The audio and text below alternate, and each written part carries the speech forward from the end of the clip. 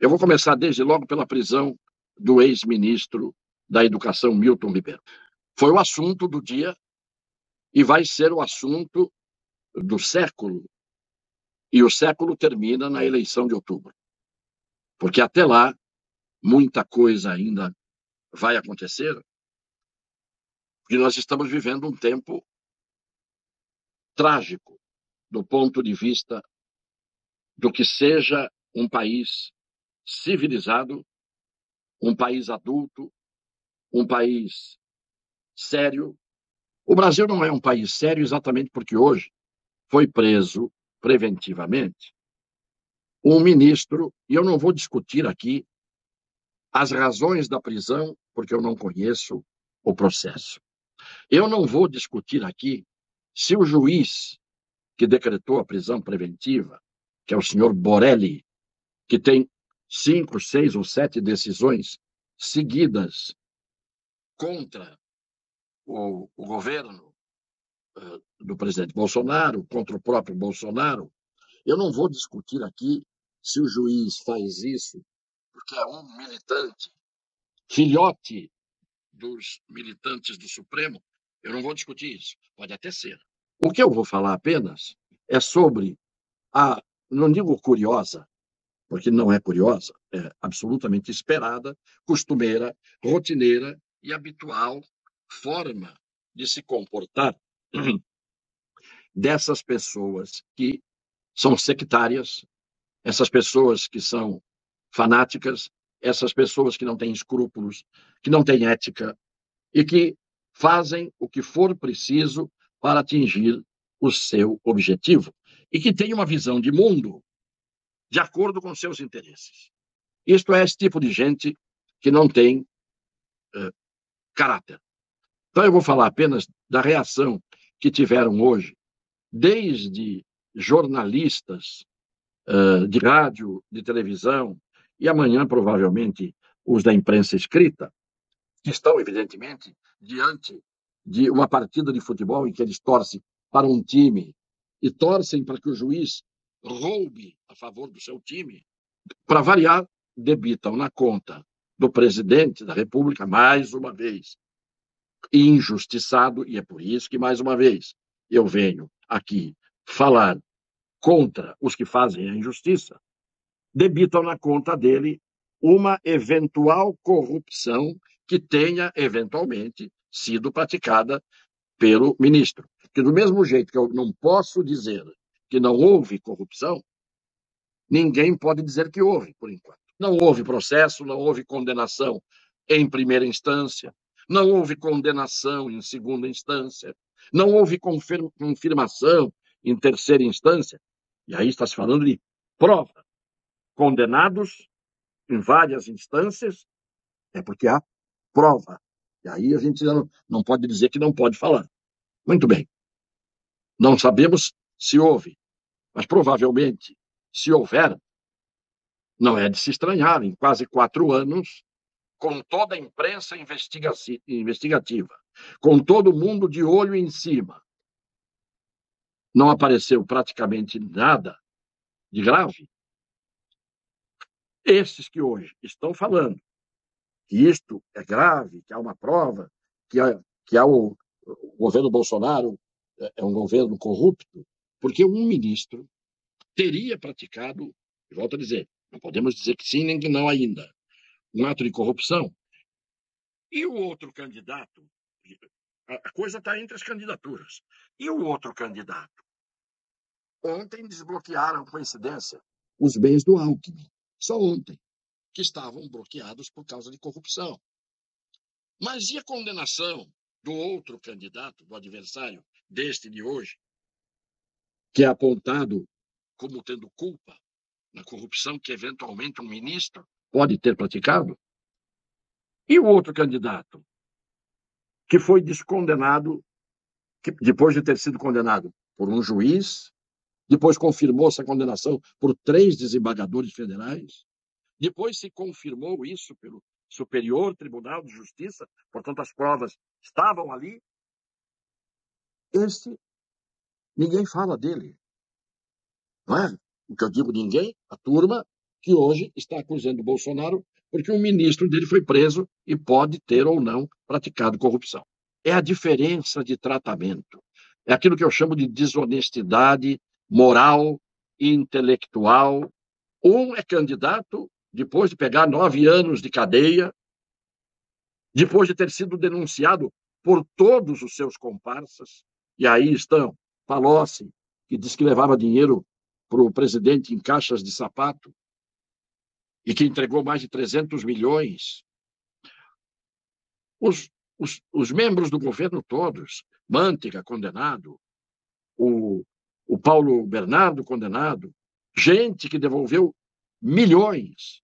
Então, era uma coisa geral no segundo mandato do atual candidato a presidente da República pelo PT.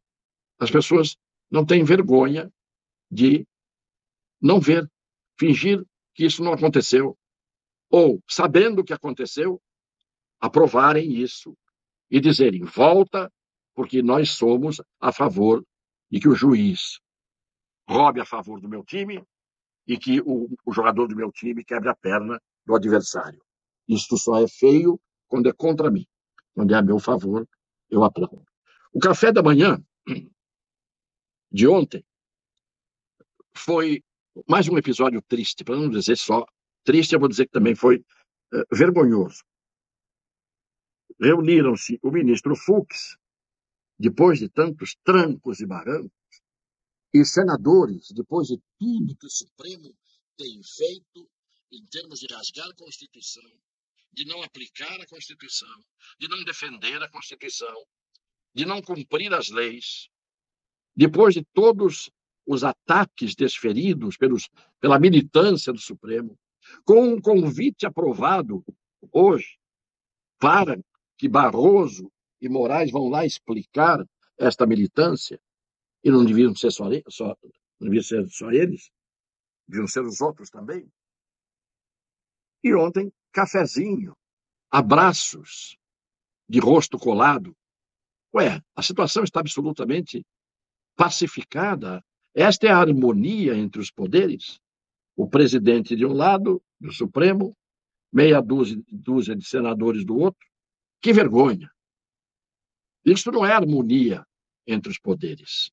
Eles foram da desarmonia e da ruptura para o concubinato. Eles foram para a relação espúria. Beijinhos e abraços numa reunião que já dá para se mostrar claramente que, eu tenho dito sempre, coisas muito piores virão pela frente. E com a presença do grandalhão, do senhor Rodrigo Pacheco, o presidente, que até agora não fez outra coisa a não ser adular e aceitar todas as ilegalidades que o Supremo cometeu. Não me deixou de vir a imagem do Rodrigo Pacheco atualmente como a do grandão, mas não do grandão bobo, do grandão covarde, mas esperto. É isso que eu vejo no presidente do Senado. Digo, está dito, é a minha opinião. Esse convite para Barroso e Moraes irem lá tem duas possibilidades. Ou eles não vão, aliás, três possibilidades. Ou eles não vão e dão uma banana para o Senado, ou eles vão e os senadores se acovardam, ou eles vão e vão ser apertados por alguns senadores de coragem, como este Girão, é um dos exemplos. O fato é que eu estou esperando para ver o que vai dar esse convite. Ou eles não vão. E aí o seu Barroso é capaz de dizer para eles: não venham, que não vai acontecer nada. Estou supondo. Supondo com base nas coisas que vem acontecendo, no retrospecto. Pelo retrospecto, eu tenho direito de fazer essa suposição. Finalmente, uma imagem breve de uma reunião para fazer o programa de governo do PT. Reuniram-se lá Lula, Alckmin, Mercadante, Gleisi Hoffmann e outros não visíveis, ou pelo menos eu não reconheci. Só que o Suplicy ele pode ter os defeitos que possam ser atribuídos a ele, de sempre estar nos lugares para aparecer, para fazer média, em defesa de certas causas, que é um direito dele, por sinal. Mas ele levantou-se de onde estava e entrou e foi em direção à mesa principal. E, chegando diante da mesa principal, dirigiu-se ao mercadante, que estava com a palavra, e esbravejou e recriminou a cúpula, dizendo: eu não fui convidado para esta reunião. Não é de se estranhar, a Dilma foi a presidente do Lula. Não foi? E hoje ele nem lembra que ela existe. Tira esse porco de cima de mim, aquela história, né? O ladrão fugindo com o porco no ombro. Aí o pessoal está preso. Preso por quê?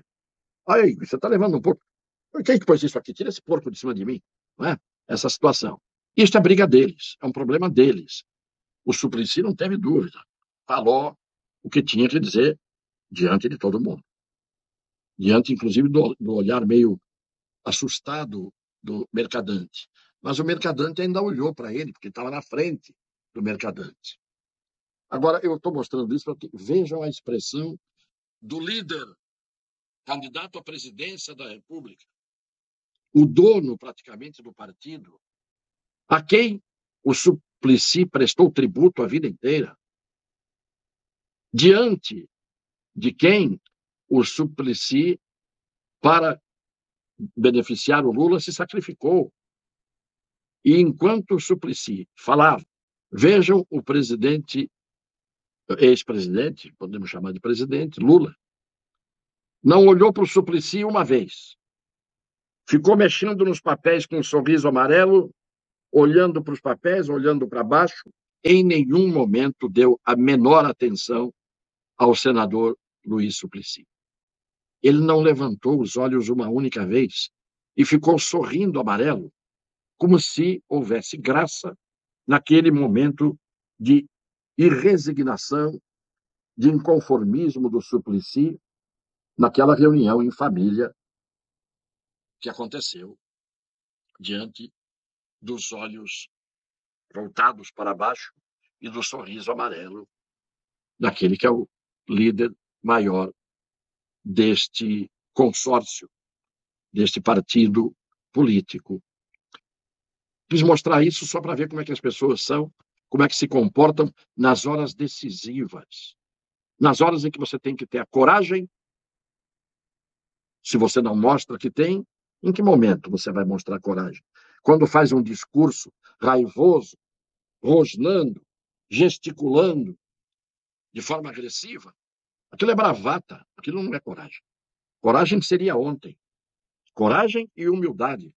Coragem teve o Suplicy de ir lá e, na frente de todo mundo, pôr as coisas nos seus devidos lugares.